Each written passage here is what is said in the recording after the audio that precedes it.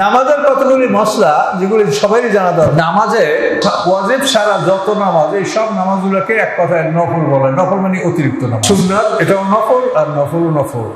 তো এই সমস্ত নামাজে প্রত্যেক 2 রাকাতের পরে শেষ বৈঠকটা ফরজ। আপনি জোহরের 4 রাকাত সুন্নাত করতে দাঁড়িয়েছেন, এখন প্রথম 2 রাকাত পরে আপনার বসাটা ফরজ, আবার শেষের 2 রাকাতেও আপনার বসা ফরজ। কিন্তু জোহরের ফরজ নামাজ পড়তে দাঁড়িয়েছেন, এখানে আপনার প্রথম বৈঠকটা হলো ওয়াজিব এবং শেষের বৈঠকটা হচ্ছে ফরজ। তাহলে যে ফরজ নামাজে 2টা বৈঠক আছে, সেই নামাজের প্রথম বৈঠকটা হলো ওয়াজিব, শেষ বৈঠকটা হলো ফরজ। আর নফলে একটাই বৈঠক, নফলে কোনো 2 বৈঠক নাই। প্রত্যেক নফল নামাজ 2 রাকাতে শেষ, 2 রাকাতে শেষ। আপনি 4 রাকাত নফলে দাঁড়াইছেন, 2 রাকাত করে সালাম ফিরান, এটা আপনার এনাফ, তাতে আপনার ওই 2 রাকাত কাজা করা লাগবে না। নফল নামাজের প্রত্যেক 2 রাকাতে শেষ। এই জন্য আপনি দিনের বেলা 4 রাকাতের বেশি একসঙ্গে নিয়াত করা ভালো না। রাতের বেলায় আপনি একসঙ্গে 8 রাকাত নফল নামাজের নিয়াত করতে পারেন। প্রত্যেক 2 রাকাতে আপনাকে বসতে হবে, বসাটা হলো ফরজ। আর ফরজ নামাজের প্রথম বৈঠকটা হলো ওয়াজিব, শেষ বৈঠকটা হলো ফরজ।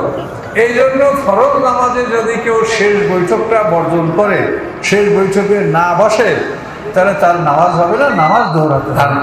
প্রথম বৈঠকটা যদি ভুল করবে, আপনি দাঁড়াই গেছেন, করতে পারে, তাহলে সহজ দিলে নামাজ আদায় হবে। কিন্তু শেষ বৈঠকে না বসলে কোনোভাবেই নামাজ হবে না। কাজে এই মশলা সবারই জেনে নেওয়া দরকার, এবং নামাজের মশলাগুলি খুবই জটিল। কখন কে সমস্যায় পড়ে সেটা আমাদেরকে বললে আমরা আপনাদেরকে জবাব দেওয়ার চেষ্টা করি।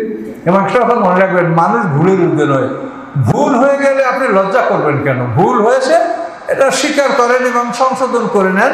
এটা যদি আপনি লজ্জা করে এটা লুকিয়ে রাখেন, তাহলে পরকালে তো আপনি শাস্তির সম্মুখীন হবেন।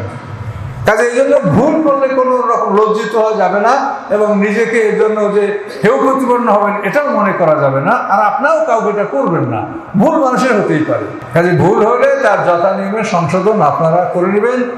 এই মশলা আপনাদের জানা থাকা উচিত। এবং